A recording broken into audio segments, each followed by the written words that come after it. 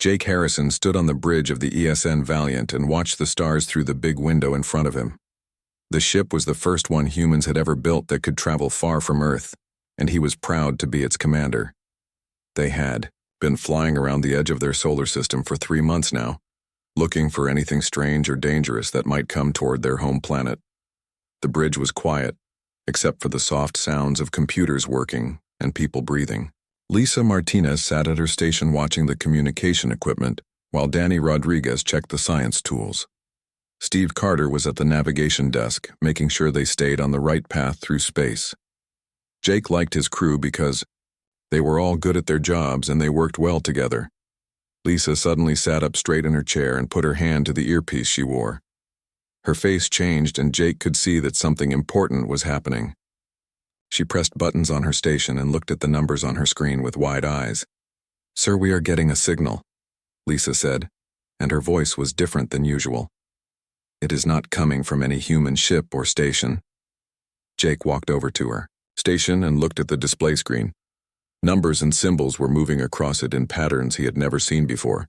The signal was strong and seemed to be coming from very far away, much farther than any human had ever traveled. "Can you tell what it is saying?" Jake asked. Lisa shook her head and kept working with her equipment. "Not yet, sir, but it is definitely not random noise. Someone or something is trying to send a message." Danny left his science station and came over to help Lisa. He was the smartest person Jake knew when it came to understanding new things. Danny looked at the patterns on the screen and started typing commands into his computer. "This is very strange," Danny said. "The signal is using mathematics that we know, but it is put together in a way I have never seen. Give me a few minutes and I think I can figure out what it means." Jake felt excited and worried at the same time. Humans had always wondered if there were other intelligent beings in space, but they had never found any proof before. If this signal really was from aliens, then everything would change for humanity. Steve came over from his navigation station and looked at the signal too. "Where is it coming from?" he asked. Lisa checked her equipment again. "About 50 light years, away in the direction of the constellation we call the Eagle.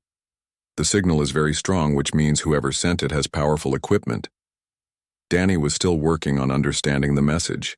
He had written numbers and symbols on a tablet and was comparing them to the signal. Sweat was forming on his forehead even though the bridge was cool. "I think I have something," Danny said after 20 minutes of work. "The signal starts with basic math like 2 + 2 = 4. Then it gets more complex, but it follows rules that any intelligent species would understand. It is like someone is teaching us their language." Jake watched Danny work and felt his heart beating faster. First contact with alien life was something humans had dreamed about for hundreds of years, and now it might be happening on his ship. "There," Danny said suddenly. "I can read part of it now." Everyone on the bridge stopped what they were doing and looked at Danny. The only sounds were the computers humming and the air circulation system moving air through the ship. "What does it say?" Jake asked. Danny looked at his tablet and then at the signal on Lisa's screen. His face was pale and serious. "It says help us." The bridge became completely quiet. Jake felt cold even though the temperature had not changed.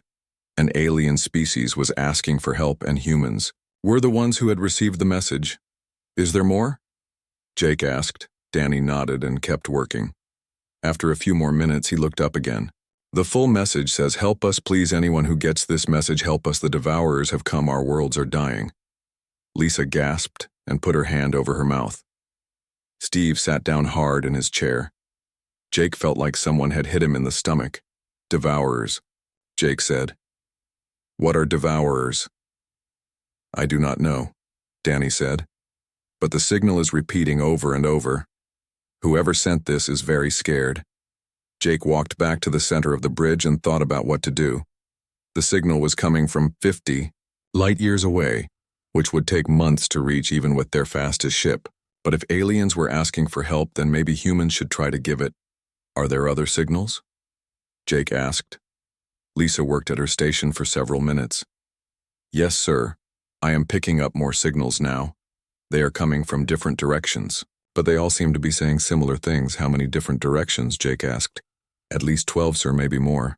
The signals are weak, but they are definitely there. Jake felt his stomach drop.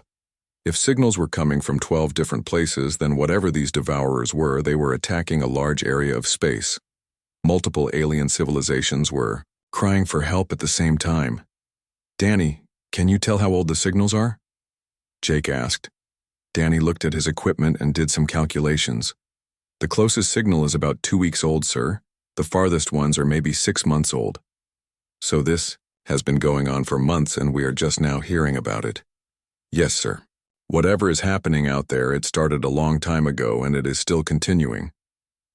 Jake made a decision that would change everything for humanity. Lisa, send a message back to Earth Command immediately. Tell them we have received multiple alien distress signals and request orders. Include all the data we have collected. Yes, sir, Lisa said and started working on the message. Danny, I want you to keep monitoring all the signals. Try to learn more about these devourers and where they are now. Already on it, sir. Steve, plot a course back toward Earth, but do not engage the engines yet. We might need to go somewhere else quickly. Jake stood in the center of his bridge and looked out at the stars again. Somewhere out there, alien beings were fighting for their lives against something called devourers. Humans had just received their first message from other intelligent life, and it was a cry for help. The next few hours would determine whether humanity would stay safe in their own solar system or venture out into a dangerous galaxy to help strangers they had never met. Jake knew what he hoped Earth Command would decide, but he also knew that the choice would change human civilization forever. The stars looked different now that he knew other intelligent beings lived among them. They looked less peaceful and more dangerous. But they also looked more interesting and full of possibilities that humans had never imagined before. 3 weeks later, Jake Harrison stood on the bridge of the ESN Valiant and watched a dead world spin slowly in front of them. The planet had once been blue and green like Earth, but now it was gray and black with no signs of life anywhere on its surface. The oceans had boiled away and the continents were covered in ash and strange dark patches that looked like scars. My God, Steve Carter whispered from his navigation station. What happened here? Danny Rodriguez was scanning the planet with every instrument they had. His face was grim as he read the results.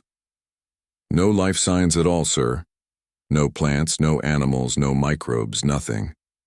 Whatever did this killed everything down to the smallest bacteria. Earth Command had given Jake permission to investigate the alien distress signals, and the Valiant had traveled farther from home than any human ship before. The journey had taken 3 weeks using their experimental faster-than-light drive, and Jake had hoped they would find aliens who needed help. Instead, they found a graveyard.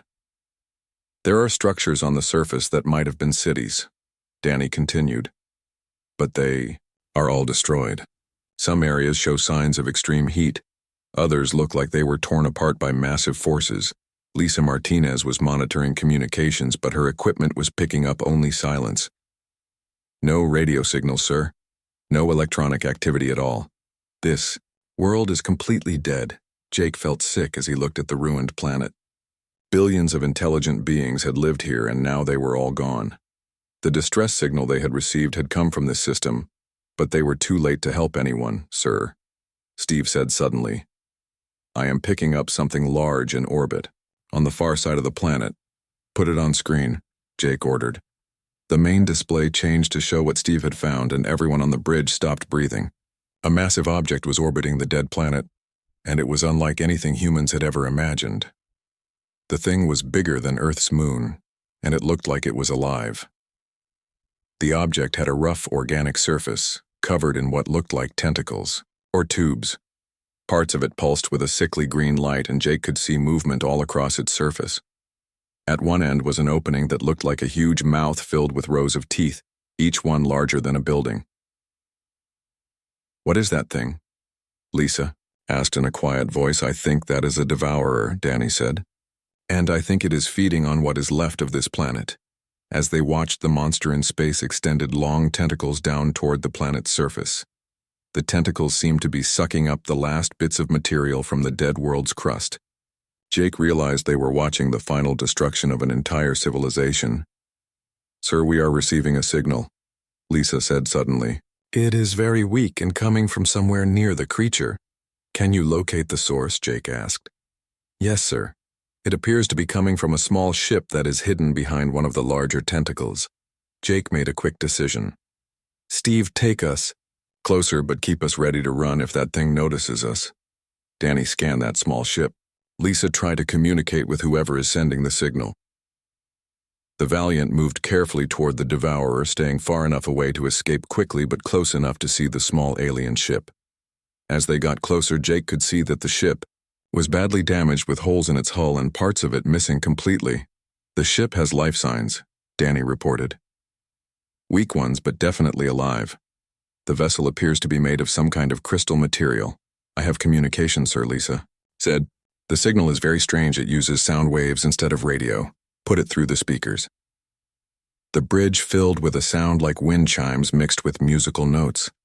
The alien voice was beautiful, but Jake could hear pain and fear in it even, though he did not understand the words. Danny, can you translate it? Jake asked. Working on it, sir. The language is completely different from the mathematical signals we received before, but I think I can figure out basic concepts. For the next hour, Danny worked to understand the alien language while the Valiant stayed hidden near the small damaged ship. The Devourer continued feeding on the dead planet, seeming not to notice the two smaller vessels nearby. I have basic translation working, Danny finally announced. The alien is saying the same words over and over. Something like you actually came, but you are so small, how can you fight what we could not? Jake felt a chill run down his spine. Tell them we are here to help. Lisa worked with Danny to convert Jake's words into the alien language and sent the message. The response came back immediately, and Danny translated as the alien spoke. The being says its name is something like Vextar, and it is one of the last survivors of this world. The species calls themselves Zephyrians, and they have lived here for thousands of years. Ask Vextar what these devourers are and where they came from. Danny and Lisa worked together to send the question. The answer that came back was long and complex, and Danny had trouble translating all of it. Vextar says the devourers are very old, older than any civilization in this part of the galaxy. They appear every few million years and destroy everything they find. No species has ever been able to stop them. How many worlds have they destroyed? Jake asked. Vextar says dozens of star systems have fallen already. The devourers travel in groups and they never stop until everything is dead. Jake looked at the massive creature still feeding on the planet below them. If there were more of these things moving through space, then every intelligent species in the galaxy was in danger, including humanity. Ask Vextar if there are other survivors anywhere. The answer came back quickly. Some ships escaped from other worlds before they were destroyed.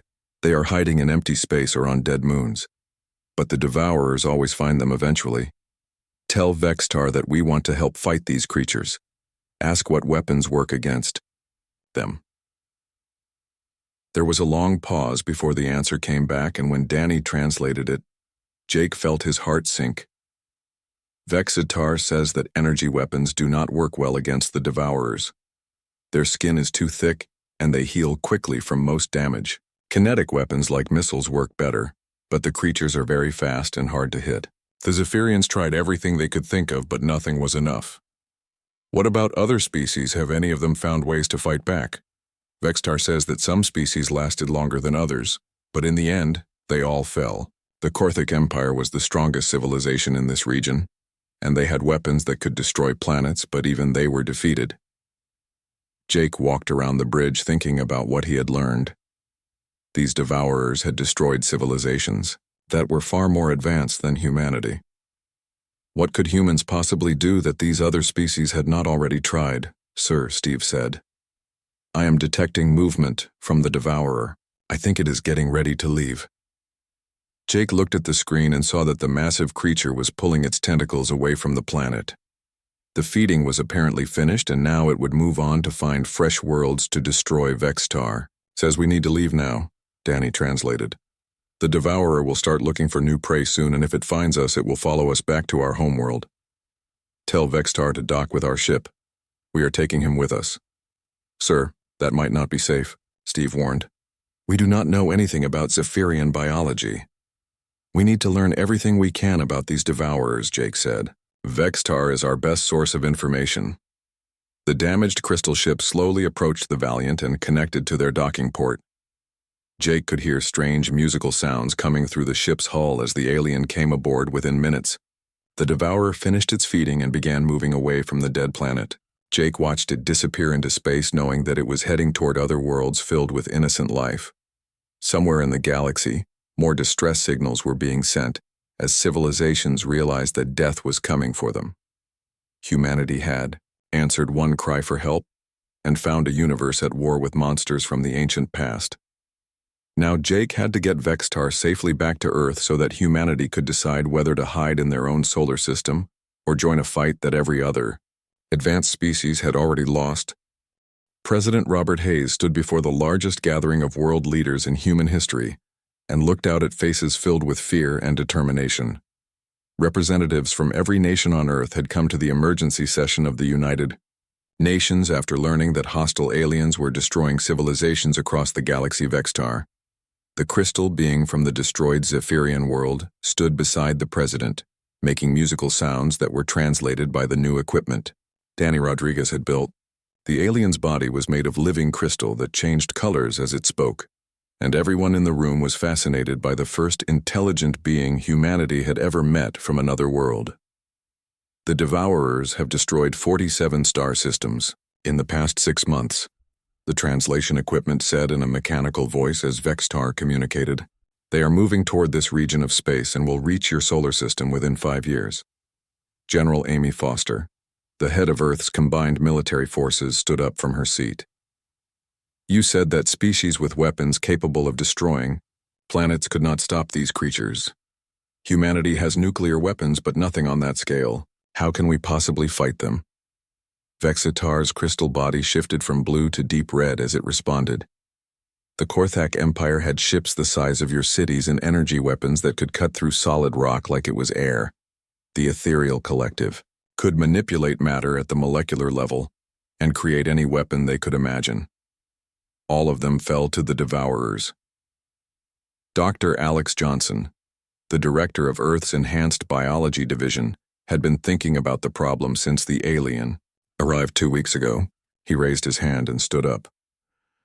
Vextar, you mentioned that energy weapons are not effective against these creatures, but kinetic weapons work better.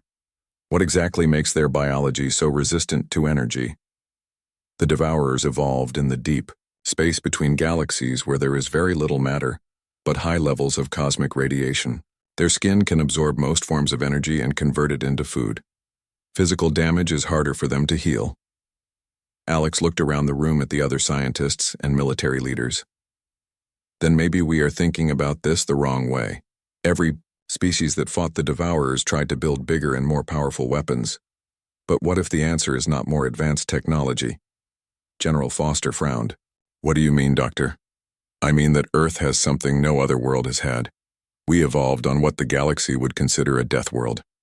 Our planet is filled with the most efficient killers in known space.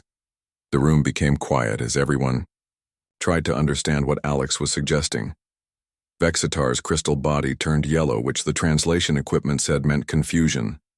Doctor, you cannot be suggesting that we send Earth animals to fight space monsters, President Hayes said. That is exactly what I am suggesting, Alex replied. But not ordinary animals. Enhanced animals with cybernetic implants and space survival systems, Rachel Turner, the head of Earth's cybernetics program, stood up. Alex, that is insane. How could a shark or a tiger survive in space, let alone fight creatures the size of moons? Think about it, Rachel, Alex said excitedly. A great white shark is the most efficient predator in Earth's oceans. It can detect a single drop of blood from miles away, and its hunting instincts have been perfected over millions of years. What if we enhanced those instincts with computer targeting systems and gave it weapons designed to punch through devourer hide? General Foster was beginning to understand. You want to turn Earth's predators into living weapons. Not just predators, Alex said. The most dangerous animals on Earth. Grizzly bears have claws that can tear through steel and enough strength to flip over cars. Army ants work together in groups of millions and can strip the flesh from anything in their path. Honey badgers are so aggressive, they will attack lions twice their size. Vextar made sounds that the translator had trouble understanding. Finally, it said, "Your world is inhabited by creatures that hunt and kill for survival. Most intelligent species evolved past such behavior millions of years ago. And that is exactly why they lost," Alex said. "They forgot how to be predators.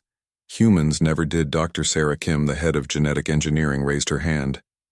"Even if we could enhance Earth animals for space combat, the devourers are enormous. A single creature is the size of a small moon. How could even 1,000 enhanced animals affect something that large? Have you ever seen what a school of piranha can do to a large animal that falls into their river?" Alex asked. "Or what army ants do when they swarm over something? Size does not matter if you have enough small attackers hitting the right targets." Rachel Turner was starting to get excited about the idea.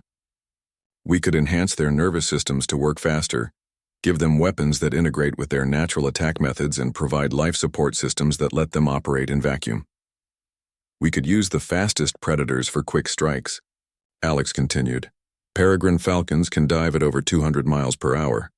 Enhanced versions could be living missiles that target specific weak points on devourer anatomy." General Foster stood up and walked to the front of the room. "How long would this take, and how many animals could we enhance? With the resources of every nation working together, we could have the first enhanced predator units ready in 18 months, Alex said. "We could process thousands of animals and have them ready for combat deployment within 3 years."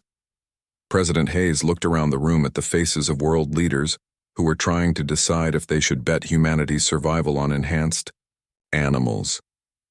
"Vextar, what do you think of this plan?" The crystal being's body shifted through several colors before settling on a pale green. "Your species is unlike any we have encountered. Most civilizations that reach space travel have moved beyond biological weapons, but the devourers have never faced predators enhanced with technology." "Is that a yes?" the president asked. "It is worth trying," Vextar replied. "Nothing else has worked." General Foster addressed the room. "If we do this, it will require the cooperation of every nation on Earth. We will need funding, research facilities, manufacturing capabilities, and access to animals from every continent." The Brazilian representative stood up. "Our rainforests contain some of the most dangerous predators on the planet. We will provide whatever animals you need." The Australian delegate nodded. "Our continent has evolved some of the most venomous and aggressive species in the world. They are yours." One by one, every nation in the room pledged their support for what became known as the Beast Protocol. Humanity would not build bigger ships or more powerful energy weapons. Instead, they would enhance the deadliest creatures their world had produced and turn them into weapons against an ancient cosmic plague. Alex Johnson looked around the room and felt a chill of excitement and terror. In less than 5 years, swarms of enhanced Earth predators would be fighting monsters in deep space. Either humanity's plan would save the galaxy, or the devourers would add Earth to their long list of dead worlds. But for the first time since learning about the alien threat, Alex felt hope.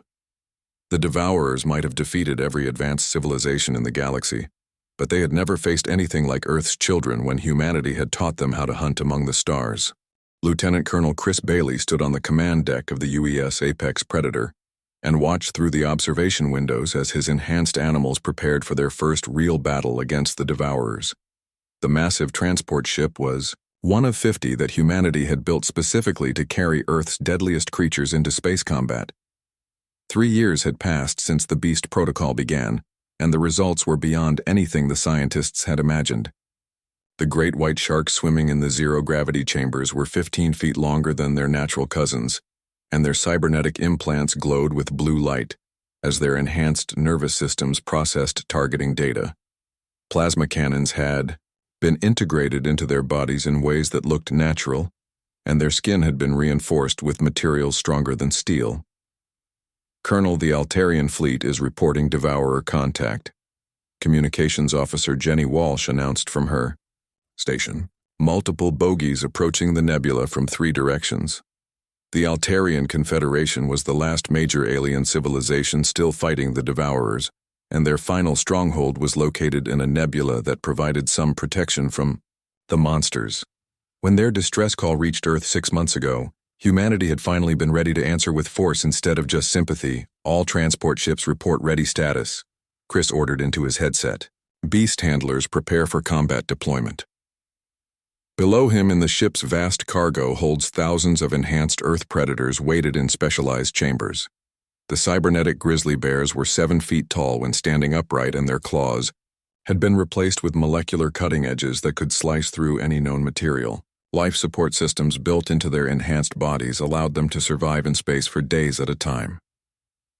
The most impressive modifications had been made to the army ants. Billions of the tiny insects had been enhanced with microscopic tools and computer chips that allowed them to work together with perfect coordination.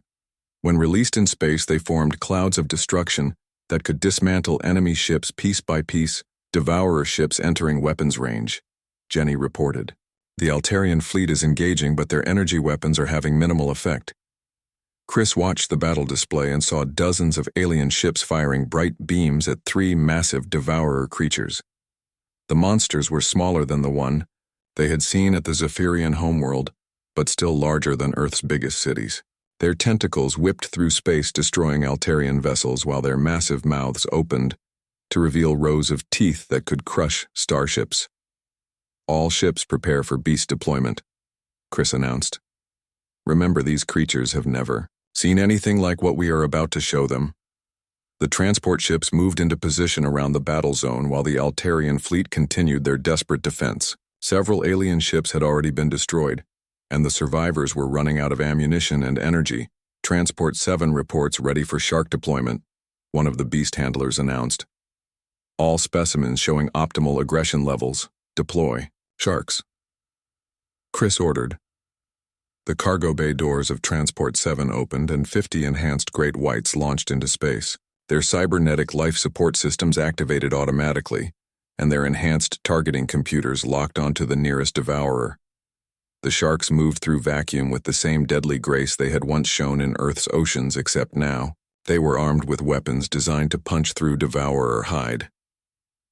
The first shark reached the massive alien creature and fired its plasma cannon at what the scientists had identified as a sensory organ. The weapon punched through the devourer's thick skin and caused the monster to writhe in pain. More sharks swarmed over the creature, biting and clawing while their weapons fired continuously. "My God, they are actually hurting it," Jenny said in amazement. The devourer tried to grab the sharks with its tentacles, but the enhanced predators were too fast and agile. They had been programmed with attack patterns based on how great whites hunted large prey in Earth's oceans, and the devourers had no defense against such tactics. "Deploy bears," Chris ordered. Transport 12 opened its cargo bay and launched 30 cybernetic grizzly bears in individual assault pods. The pods were designed to ram into devourer hulls and deliver their passengers directly onto the enemy's surface. Each bear was equipped with enhanced claws and enough strength to tear through ship armor. The bears reached the second devourer, and their pods impacted against its hide. The cybernetic predators emerged from the pods and immediately began tearing into the creature's surface with their molecular cutting claws. The devourer's thick skin, which had resisted energy weapons for millions of years, began to peel away under the enhanced bear's assault. "The devourers are retreating," an Altarian communications officer reported through the translation system. "We have never seen them retreat before." But Chris was not finished. "Deploy the ant swarms." This was the weapon he was most excited to test. Transport 15 opened dozens of small ports and released clouds of enhanced army ants into space. Each ant was smaller than a grain of rice, but together they formed a living storm that moved toward the third devourer with terrifying purpose. The ant swarm reached the monster and spread across its surface like a moving carpet. Each ant carried microscopic cutting tools and explosive charges, and they worked together with perfect coordination to find and destroy critical systems. Within minutes, entire sections of the devourer's hull began to fall away as billions of tiny predators dismantled it piece by piece. "Sir, the devourers are trying to leave the battle zone," Jenny reported. "All 3 creatures are attempting to retreat." Chris felt a surge of pride and excitement. For millions of years, the devourers had been the ultimate predators in space, destroying everything they encountered without ever facing serious resistance. Now they were running from Earth's enhanced animals like prey fleeing from hunters, Do not let them escape, Chris ordered. All transports deploy remaining assets. The remaining transport ships opened their cargo bays in space filled with Earth's deadliest creatures. Enhanced wolves worked in packs to attack devourer weapon systems, while cybernetic eagles dove at high speed to strike critical targets. Modified jellyfish released clouds of corrosive chemicals that ate through alien armor, and enhanced octopi used their tentacles to tear apart enemy hull plating. The battle lasted 6 hours, and when it was over, all 3 devourers were dead or dying. Their massive bodies drifted in space, while enhanced Earth predators continued to swarm over them, making sure they could never regenerate or heal. "Colonel, we are receiving messages from surviving Altarian ships," Jenny announced. "They are asking what manner of weapons we have deployed." Chris smiled as he watched a pack of cybernetic wolves tear apart the last functional weapon on a dying devourer. "Tell them we brought Earth's children to play." The Altarian response came, back within minutes, and the translation made Chris laugh. "They want to know if we have more of these weapons." "Oh yes," Chris said. "We have much more." In the cargo holds of the remaining transport ships, thousands of enhanced predators waited for their turn to hunt. Humanity had turned their homeworld's most dangerous creatures into the galaxy's salvation, and the age of the devourers was finally coming to an end. The monsters that had terrorized the galaxy for millions of years had finally met something more dangerous than themselves. They had met the children of Earth and learned what it meant to be prey. Captain Jenny Walsh stood on the bridge of the UES Fenrir and stared at the massive structure that filled the view screen in front of her. The Devourer hive was larger than anything humanity had ever encountered in space, and it pulsed with an evil red light that seemed to hurt her eyes when she looked at it directly. The thing was the size of a small planet, and its surface writhed with millions of tentacles and feeding tubes. "All fleet units report ready," Communications Officer Billy Carter announced from his station. "We have 48 transport ships loaded, with enhanced predators, and every surviving alien fleet has joined us for the final assault." This was the moment that would decide the fate of every intelligent species in the galaxy. The hive was where all the devourers came from, and if they could destroy it, the ancient plague would finally be ended. But the structure was defended by hundreds of devourer creatures, and its surface bristled with weapons that could destroy entire. Fleet's Admiral Kate Thompson had chosen Jenny to lead the final assault, because she had more experience fighting devourers than any other human commander. In the 6 months since the first battle at Altair, her enhanced predators had destroyed dozens of the monsters and learned their weaknesses. "Jenny, we are detecting massive devourer movement inside the hive," Science Officer Tony Rodriguez reported. "Something big is waking up in there." The hive's surface began to crack open in several places, and creatures larger than any they had seen before began to emerge. These devourers were the size of Earth's moon, and their tentacles could wrap around entire starships. Jenny realized they were seeing the parent creatures that had spawned all the others. "All ships prepare for combat deployment," Jenny ordered. "This is what we trained for." The enhanced predators in her cargo holds had been specifically designed for this battle. The scientists on Earth had studied every piece of devourer biology they could find and created new weapons based on what they learned. The creatures waiting for release were the deadliest things humanity had ever created.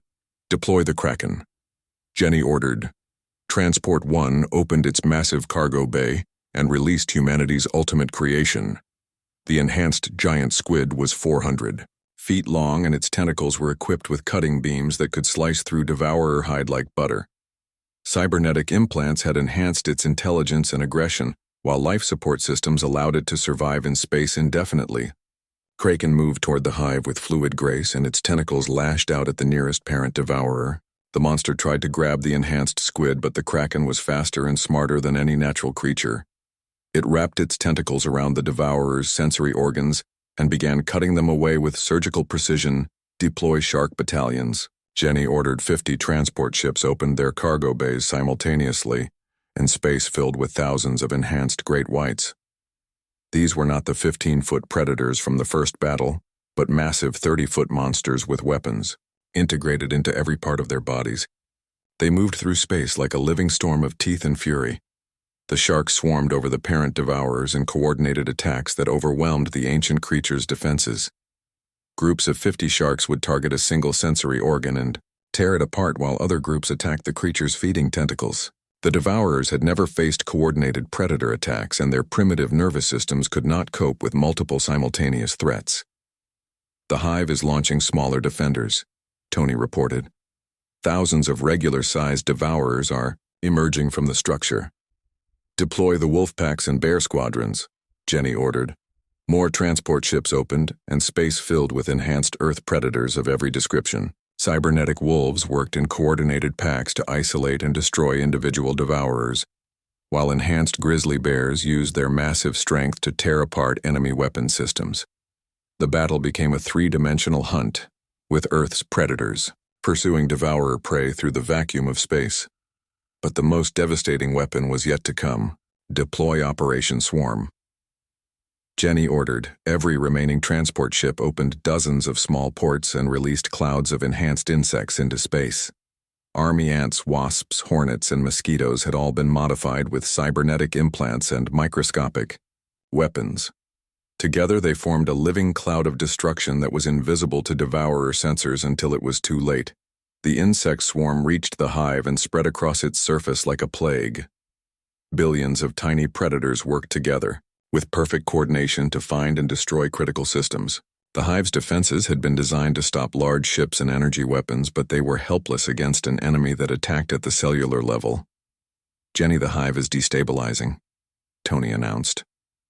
Whatever those insects are doing, it is working. The massive structure began to collapse as its biological systems failed one by one. The enhanced insects had found the hive's nervous system and were systematically destroying the neural pathways that controlled its functions. Like army ants stripping flesh from a large animal, the swarm was taking apart the devourer hive piece by piece. The parent devourers tried to protect their home, but they were overwhelmed by the coordinated attacks of Earth's enhanced predators. The Kraken had torn apart 3 of the massive creatures, while shark battalions destroyed dozens more. Bear squadrons and wolf packs hunted down the smaller defenders, while insect swarms continued their systematic destruction of the hive itself. All devourer resistance has ceased, Tony reported. The hive is completely dark. Jenny watched as the massive structure that had spawned the galaxy's greatest threat collapsed into itself and died. The enhanced predators continued their work, making sure that every piece of devourer biology was completely destroyed so that nothing could regenerate or rebuild. Captain, we are receiving messages from all allied fleets, Billy announced. They want to know how we defeated enemies that destroyed their greatest civilizations? Jenny thought about the question as she watched enhanced Earth predators swim through space around the dying hive. Tell them we remembered something they forgot.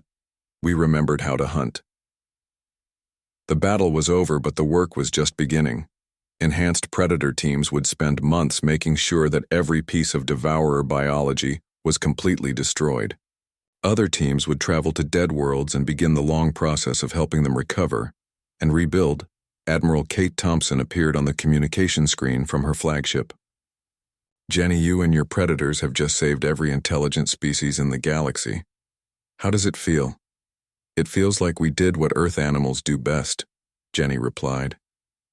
We hunted down a dangerous predator and eliminated the threat. In the months that followed, the Battle of the Hive became legendary throughout the galaxy. Alien species that had cowered in fear for millions of years began to venture out of hiding and reclaim their lost worlds. The enhanced Earth predators became the protectors of peaceful civilizations and symbols of hope for species that had given up on survival. Humanity took its place as the defenders of the galaxy, not because they had the most advanced technology, but because they understood something that other species had forgotten. Sometimes the best way to fight a monster was to become a more efficient monster. The devourers were extinct and their age of terror was over. The age of Earth's beasts had begun, and the galaxy was finally safe for those who preferred peace to predation. But somewhere in the deep spaces between stars, enhanced sharks still patrolled and cybernetic wolves still hunted, making sure that nothing like the devourers could ever threaten the galaxy again.